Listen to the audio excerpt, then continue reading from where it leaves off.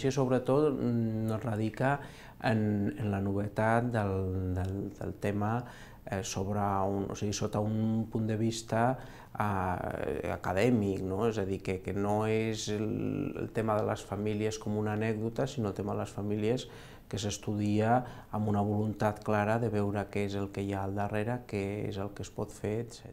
Jo crec que aquest llibre també dona una mica l'esperança a que realment la gent s'aglutini més i faci les coses més en comú.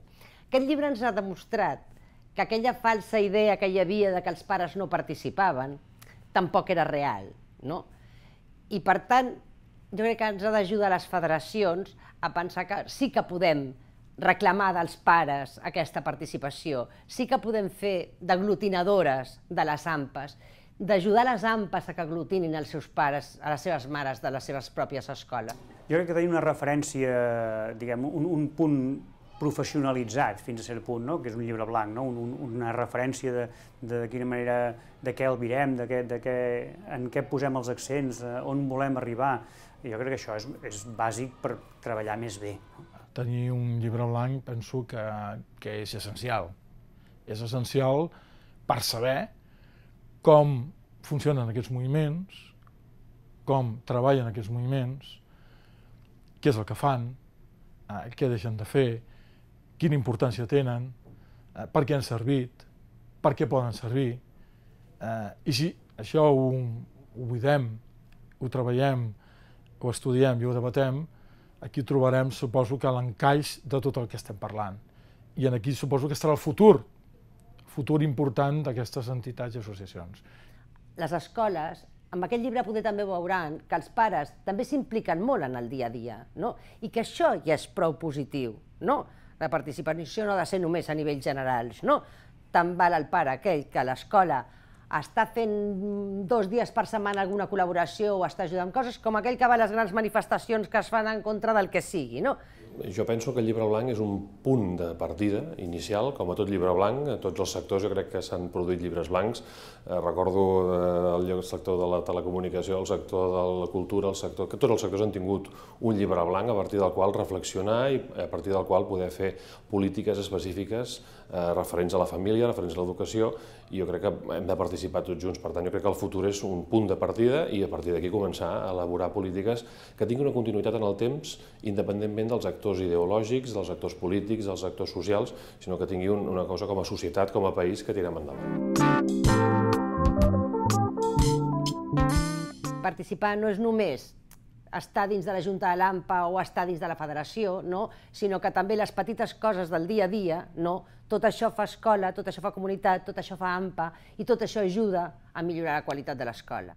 Aquesta revolució educativa que ens està donant no només les tecnologies, sinó les innovacions pedagògiques, ens permeten entrar a les famílies molt més activament amb l'escola, mai contra l'escola, sinó amb l'escola. Per mi és inimaginable una escola sense famílies, i menys sense la seva participació, sense la seva implicació, sense la seva valoració, sense la seva emotivitat inclús, que la necessitem, perquè és que si no, aquí no fabriquem peces, aquí treballem amb persones, treballem amb emocions, i això ens implica els uns amb els altres, ens barreja. Creiem que cal visibilitzar tot el que estem fent, és a dir, el fet que hi hagi, clar, la nostra federació som 2.150 AMPAs aproximadament, i clar, això vol dir un munt de gent fent un munt de coses i un munt de projectes. Clar, el que es tracta és que totes aquestes coses que es fan es vegin i la gent les reconegui com un actiu important del moviment associatiu català i com un element que pot ajudar molt a millorar la societat. Si ha funcionat en aquest país l'escola, i en el nostre cas l'escola pública, és degut a unes famílies implicades, és degut a uns processos que hem entès que havien de ser així, acompanyant els nostres fills i filles en la seva escolaritat, com he dit abans, i evidentment donant aquest temps a un servei a la societat, que això és imprescindible.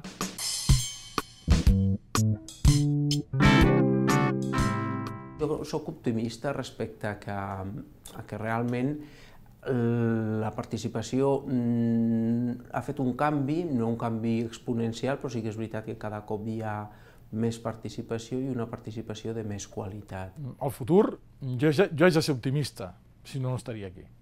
I com a part implicada dintre d'una federació d'AMPAs i haver estat en una AMPA i en els consells escolars i per tant estar en les màximes representacions que hi ha, jo li veig que serà un futur, evidentment, força important. I ha de ser així.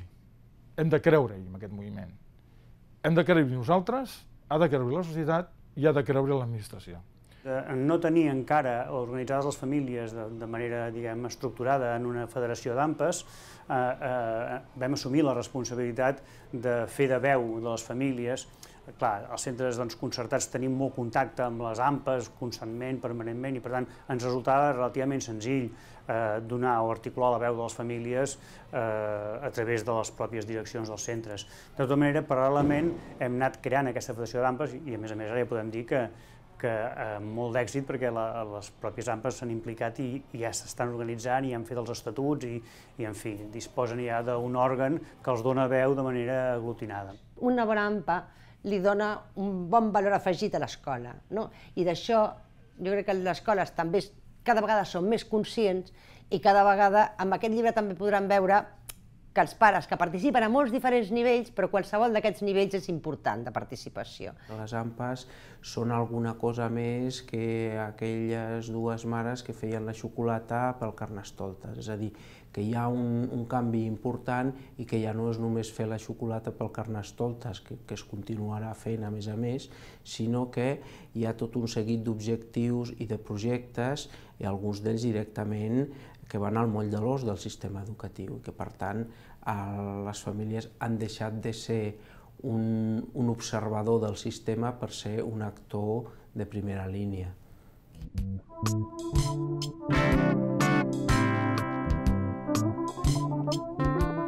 La xarxa de famílies associades per tenir aquesta força moral, aquest coneixement, aquest debat, aquest intercanvi d'idees, que això ens farà créixer, això ens farà ser escoltats.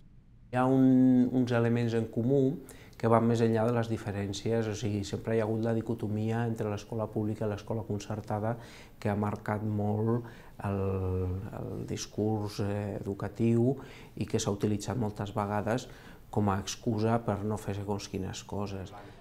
Jo crec que el futur és molt bo. El que passa és que vivim una època que l'hem de superar d'una vegada, una època de crisi, certament, una època de desencís on probablement problemes més greus ens han abocat a un cert passotisme o una certa tolerància, inclús, o una menys preocupació per les coses que fan referència al món de l'ensenyament i ens hem deixat anar, ens hem bellugat només per paràmetres econòmics. Jo crec que la que superem això hi ha moltes ganes d'intervenir, hi ha moltes ganes de pensar en projectes socials que facin excel·lir, en projectes socials que tiren endavant una societat i, per tant, una educació, una escola cada vegada més digna i més bona i més culta i més rica.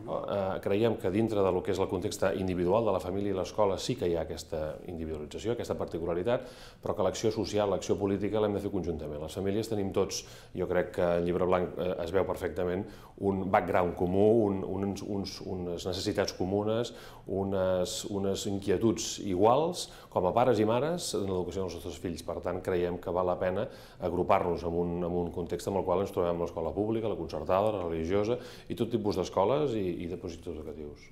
Però és important visualitzar que les famílies tenim alguna cosa a dir i no som la mascota de ningú. Jo crec que quan més participes en l'escola, més te l'estimes aquesta escola, més entens moltes vegades el per què d'unes coses i les altres dins de l'escola. Jo crec que si t'hi fiques dintre, coneixes més el que fan i el que no fan i el per què ho fan i no ho fan.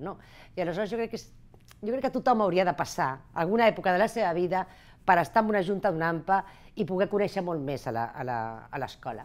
I si a més feien un pas més i s'hi ficaven a les seves federacions, doncs també, perquè també és una altra manera de viure l'educació d'aquest país o d'entendre per què es fan les coses. Segur que buscar concòrdies, buscar sinergies comunes, buscar inclús estats d'ànim comuns ens ajuda a tenir objectius, no? I això és la forma de treballar avui en dia. Anar tots cadascú a la seva, em sembla que no és la manera de funcionar. En un llibre blanc és una oportunitat d'or per poder disposar d'aquests elements de concòrdia, d'acostament entre les diferents famílies.